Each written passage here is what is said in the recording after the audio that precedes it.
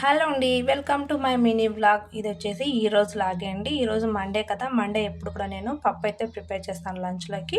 So, అదే విధంగా ఈరోజు కూడా పప్పు చేశాను. కాకపోతే ఈరోజు మామిడికాయ వేసి మామిడికాయ పప్పయితే ప్రిపేర్ చేశానండి. చాలా చాలా సూపర్‌గా ఉంది. వేడి వేడి అన్నంలోకి ఈ మామిడికాయ పప్పేసుకొని, కొద్దిగా నెయ్యేసుకొని, ఇలా వేడి వేడి అన్నంలో పప్పు కలుపుకొని తిన్నామంటే టేస్ట్ అయితే సూపర్‌గా ఉంటుందండి. నిజంగా చాలా చాలా రుచిగా వచ్చింది. చాలా సింపుల్‌గా చేసేస్తాను నేనైతే. ఎలా చేస్తానో కూడా మీకు ఈ వీడియోలో అయితే చూపిస్తానండి.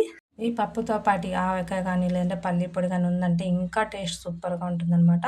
సో, మరి ఈ టేస్టీ మామిడికాయ పప్పు ఎలా ప్రిపేర్ చేసుకోవాలో ఇప్పుడు చూసేద్దాం. ముందుగా అయితే ఒక కుక్కర్ తీసుకొని అందులోకి ఒక కప్పు వరకు కందిపప్పు తీసుకున్నానండి. శుభ్రంగా 2 సార్లు కడిగేసుకున్న తర్వాత అందులోకి ఒక ఉల్లిపాయ, కారానికి తగ్గట్టుగా పచ్చిమిర్చి, అలాగే 3 టమాటా, ఒక మామిడికాయ అయితే తీసుకున్నాను. కొద్దిగా తక్కువైంది పులుపు, ఎక్కువ పులుపు లేదనమాట. సో, నార్మల్‌గా సరిపోతుంది. సో, ఒక మామిడికాయ అయితే పీల్ చేసేసి ఇలా ముక్కలుగా కట్ చేసుకొని యాడ్ చేసుకున్నాను.